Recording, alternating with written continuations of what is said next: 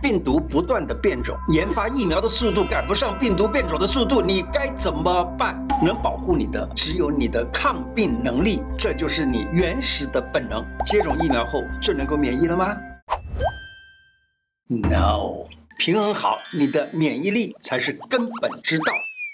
胡乃文开讲喽，我是你的老朋友胡医师，我们陪你挺过疫情。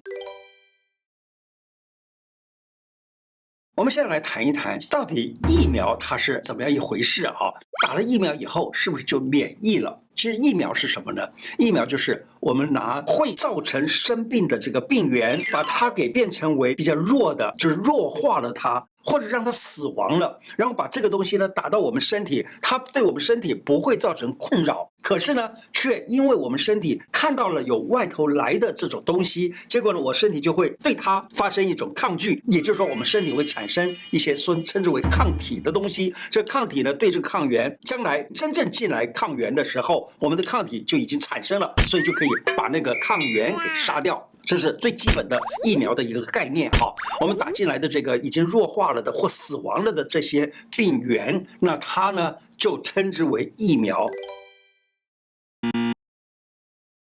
可是接种了疫苗以后就真的免疫了吗？不一定啊，是这样的，我把它讲清楚，你就了解了。因为我打进来的这一个是 A 病毒或 A 病原，那么我产生的抗体呢，也就是对付 A 病原的那个抗体。可是呢，假如 B 病原进来了，我跟你讲，我真的是没有办法去管到它。也就是说，没有一个广谱的，或者说是所有病原来了我都能够抗的那个东西是没有的，就是它有一种所谓的专一性。那这个专一性呢，就是我们现在遇到了变种的病毒的时候会发生问题的道理所在。因为变种的病毒来，我这根本就抗不了它，那也是没有用的。所以接种疫苗以后就免疫了吗？我还是提出这个问题，让你自己去思考。还有呢，就是现在的变种有太多。你看啊，前一阵子有英国变种、巴西变种，还有什么印度变种。哇，印度变种出来了以后，好像这个传染力相当的大。哇，这个不得了，这变种那么多。我刚刚已经讲过 ，A 抗原只有 A 疫苗可以管得到，那 B 抗原呢？我这个 A 疫苗管不着的，这才是问题啊。那像变种一多，这每个变种都是一种新的抗原。那么，假如说真的这么多种变种出来了的话，我们没有一个广谱性的，就是说一个疫苗就可以管到那么多的变种的，我们没有。可是呢，非常幸运的，我们真的也有一些个中医师们他们发展了一种称之为清冠一号的这一种抗病情的一种药方。而这个东西呢，它却能够广谱，为什么？因为中医古时候对于很多的病情，不是说你这个病情就是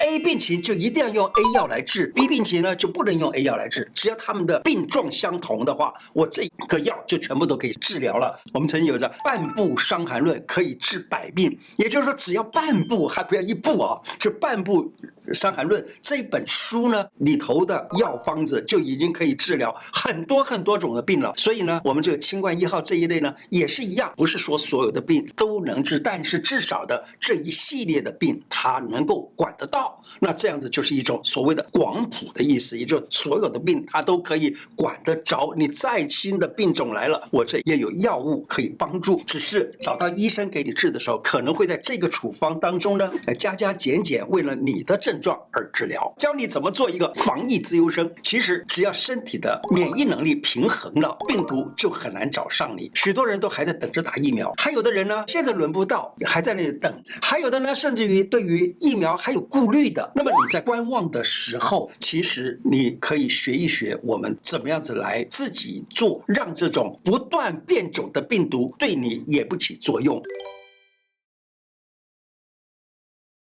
药草精油来提升保护的能力。天然的精油啊，用蒸汽式的这种熏香啊，其实它就很好啊。例如说，你看，在这个网络文章里头可以看得到，中世纪的时候黑死病流行啊，他说流行区域之内大概有1/3的人都难逃一死，却发现做那个精油的，做那薰衣精油的那个萃取厂的工作人员呢，却全部都神奇的逃过了一劫。我们就可以找这种类似像这样子的比较香的这种精油。例如尤加利精油啦、柏树精油啦，或者是迷迭香啦、薰衣草啦、丁香啦、百里香啊等等，这些都可以。可是我们现在买到的这些精油呢，它不管怎么样，也是用化学萃取的方式来做出来的这个精油，这样子的东西呢，我觉得我们假如说可以自己来做，是不是更好呢？也是用这些香料自己来做。那我就想到了一个很简单的办法，买一瓶甘油，然后呢，在一个容器里头把这个甘油倒进去，再把水倒进去这样子形成一个就是甘油跟水的一个溶剂。然后呢，我去买这个像是百里香啦，或者是买这个薰衣草啦，或者你家里自己种的这些草都可以啊。像这里我就找了一个最简单型的这样子的一个水养机啊，我把这个刚才做的这样子的东西呢，放到这个水养机里头容器里头，这个里头呢就是有百里香，还有水以及甘油，当然也可以直接把这个刚才在萃取出来的这个甘油呢，就放到这里面来，直接这样子产生这个水汽那个香油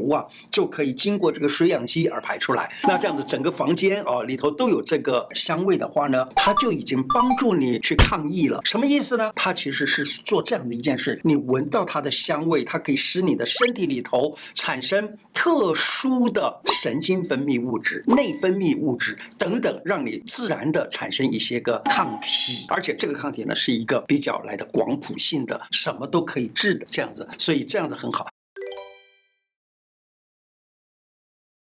再讲一个无形的防护衣，用闻的这种避瘟香囊是非常好的。我这里做了一些这个避瘟香囊就是或者是这种香包，我把它放在这一种叫做不织布的这个袋子里头，然后呢，我把它给放在这个口罩里，这样戴起来可以一直闻到这种避瘟香囊的这个香味，也使得自己神经、精神以及内分泌的这个都达到一个很好的一个状况。曾经把这个香囊的这个处方呢就已经做好了以后，交给一位朋友，那个朋友呢是做癌症免疫研究的，结果呢他说他能够产生的免疫体是相当的高的比起人参灵芝也不会差到哪里去，而且还甚至于有过之。我讲的这个避瘟香囊呢，里头有6味药，这6味药就是吴茱萸、柴胡、羌活、大黄、苍竹还有细辛，都用等份把它打成粉，做好了以后放在这个袋子里头，随时拿来闻或者是放在口罩里，或者把它放在你的这个枕头里面，放在哪里都可以，这样经常的闻就有帮助了。另外呢，假如说你现在已经有一点点类似感冒症状，例如喉头发炎啦，或者是鼻腔发炎啦等等，你也不知道是不是现在的这个肺炎的病情，交给你一个简单的去火消炎的方子。这个方子呢，里头有金银花、板蓝根还有甘草。金银花5钱，板蓝根3钱，甘草3钱。